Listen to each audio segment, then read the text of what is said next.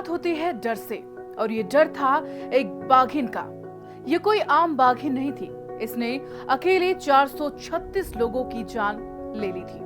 हम बात करने जा रहे हैं चंपावत की बाघिन की सच्ची कहानी की, जिसने पूरे उत्तराखंड और नेपाल में खौफ फैला दिया था। साल 1900 के आसपास की बात है। उत्तराखंड के कुमाऊं और नेपाल के जंगलों से कुछ इलाकों में एक बाघिन का ऐसा आतंक था कि लोग उसका नाम लेने से डरते थे। बच्चे स्कूल नहीं जाते थे, किसान खेतों में नहीं जाते थे, और सूरज ढलते ही गांव के सभी दरवाजे और खिड़कियों को बंद कर दिया जाता था। दरअसल ये बाघिन नेपाल के जंगलों से भारत आई थी। वहां की सेना ने उसे भगाया था और ये चंपावत के जंगलों में आ गई। यहाँ उसका आतंक और बढ़ गया। वह इतनी शातिर थी कि कभी भी एक ही जगह पर दोबारा हमला नहीं करती थी। लोग उसे शैतान मानने लगे थे। कई शिकारी और सैनिक इस बाघिन को मारने में नाकाम रहे। तब बुलाया गया जिम कॉर्बेट को, वो शिकारी जो जानवरों से नफरत नहीं करता था बल्कि उन्हें समझता था। जिम कॉर्बेट एक मशहूर शिकारी थे, लेकिन साथ ही वे जंगल और जानवरों से बहुत प्यार भी करते थे। उन्होंने कई आदमखोर जानवरों को मारा, लेकिन कभी भी जानवरों से नफरत नहीं की। उन्होंने बाघिन को मारने के लिए सिर्फ 3 गोलियों के साथ निकलने का फैसला किया। पहले गांव वालों से बात की, बाघिन के हमलों के निशान देखे, खून के धब्बे, पंजों के निशान, सबका ध्यानपूर्वक अध्ययन किया। उन्होंने समझने की कोशिश की कि बाघिन कैसे और कहां हमला करती है। कॉर्बेट जंगल में कई दिन और रात अकेले बिताते रहे।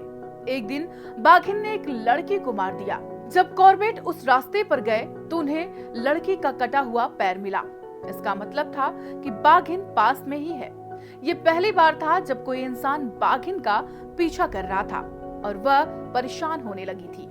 कॉर्बेट उस बाघिन के पीछे पीछे पहाड़ियों और झाड़ियों के बीच पहुंचे। अचानक बाघिन सामने आ गई।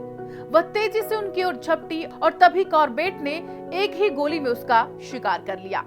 जब कॉर्बेट ने उसका शव जांचा तो उन्हें पता चला कि उसके दोनों ऊपर के दांत टूटे हुए हैं, शायद किसी पुराने शिकार या गोली के कारण। इसी वजह से वह जंगली जानवरों के शिकार नहीं कर पाती थी और मजबूरी में इंसानों को निशाना बना रही थी। जिम कॉर्बेट सिर्फ शिकार नहीं करते थे, वे हर आदमखोर की कहानी को समझते थे। वे मानते थे कि कोई भी जानवर बिना किसी कारण के आदमखोर नहीं बनता। कभी दर्द, कभी भूख, तो कभी इंसानी अतिक्रमण उन्हें ऐसा बना देता है। बाद में कॉर्बेट ने अपने अनुभव पर एक किताब लिखी, मैन ईटर्स ऑफ कुमाऊं, जो आज भी दुनिया भर में पढ़ी जाती है। उन्होंने भारत के पहले नेशनल पार्क की स्थापना में भी मदद की थी, जो आज जिम कॉर्बेट नेशनल पार्क के नाम से जाना जाता है।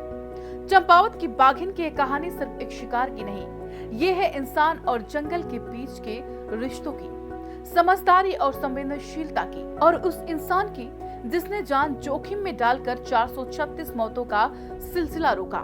जिम कॉर्बेट की विरासत आज भी जिंदा है, हर उस जंगल में, हर उस जानवर में जिसे हम अब समझने लगे हैं। वीडियो पसंद आया हो तो लाइक करें, शेयर करें और हमारे चैनल दस्तक टाइम्स को सब्सक्राइब करना बिल्कुल न भूलें।